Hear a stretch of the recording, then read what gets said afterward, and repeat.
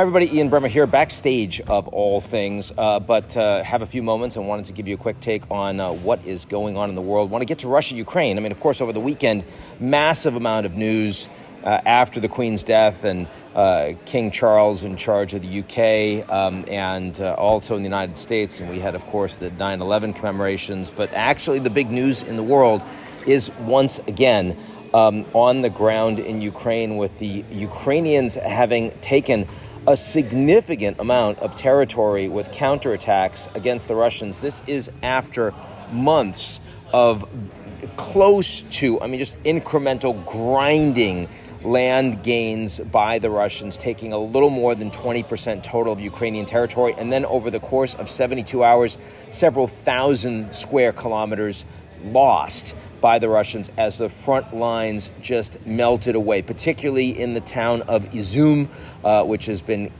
captured by the Ukrainians, critical because it was the headquarters for Russian military operations in the northern half of the Donbass. And of course, the Donbass is the entire focus of the second phase, as the Russians have announced it, of the special military operations, the war in Ukraine.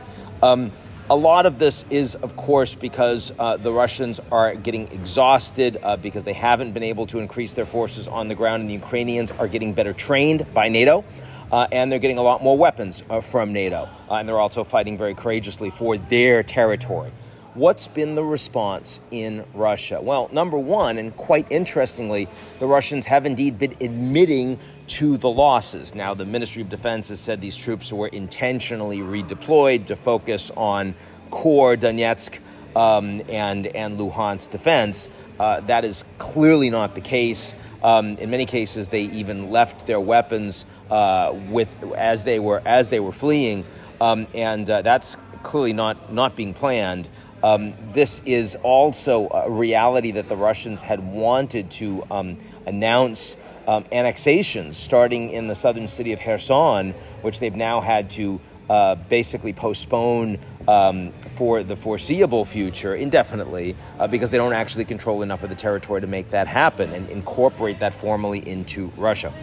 So that's the first thing, is if you watch Russian state media, there's been a lot more explanation of the fact that this is going badly for the first time really in the last 6 months. Secondly, the Russians have responded by attacking some civilian infrastructure in Ukraine, the electricity in particular plants in Kharkiv, shutting the lights off essentially, and that most of that has been gotten back on over the course of 24 hours, but still it's an effort to show the Ukrainians that they're going to be punished for the gains that they're making against the invading Russians. And then finally, you're seeing a little bit of opposition. There was first some about a week ago in St. Pete, a city council, and then more recently in the last couple of days in Moscow, a city council, not enormously important politically, calling for Putin's resignation. In both cases, state police are responding to these as acts of criminality. This is not the kind of thing you're allowed to do in a dictatorship. So what's next? Well, part of the problem for Russia is they can't get a lot more troops. Short of a mobilization, which would require the Russians to admit that this is actually a war going on. Right now, it's, by the way, illegal for Russians to say it's a war. You can get up to 15 years in prison for that. That would be unpopular. And also keeping reservists on beyond their normal tour and pulling up more Russians into the fight would be quite unpopular on the ground in Russia. So a general mobilization seems a bridge too far, and also they wouldn't get those troops for months and months anyway. Even a more limited mobilization isn't likely to make an enormous amount of difference in the near term. Having said that, will the Russians attack more broadly? Will they go after civilian centers? You haven't seen many missile strikes, for example, against Kiev, against Lviv in the west in recent months. Certainly they could step that up if they wanted to, but it wouldn't affect anything militarily on the ground. Then finally, of course, you have the possibility, God forbid, of weapons of mass destruction, chemical weapons, even tactical nuclear weapons. Again, I don't think the Russians are thinking about that at this point with the territory that they're presently lost, though if it were to start pushing them back towards the old February 24th borders, or even more, to all of Ukraine's territory. It's been occupied since 2014, leaving aside Crimea, then I think the Russians would be more willing to consider that. What they clearly need to do, of course, is negotiate. And indeed, the Ukrainians and Russians have been involved with the help of the UN and the Turks in some negotiations. That's how you got food out of Odessa and how you've gotten fertilizer out of Russia. And that's mattered a lot for the world. But in terms of negotiation over the territory in Ukraine and the fight, the Ukrainians think they're winning. They're absolutely not going to sit down and accept any negotiations until they've taken a lot more territory.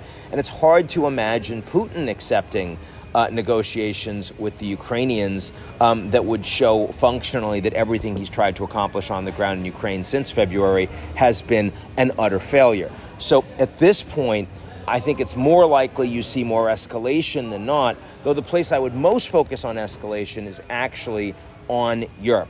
One thing you see in Russian state media all over right now is the fact that the reason the Russians are losing is not because the Ukrainians are so awesome, but because they're fighting NATO.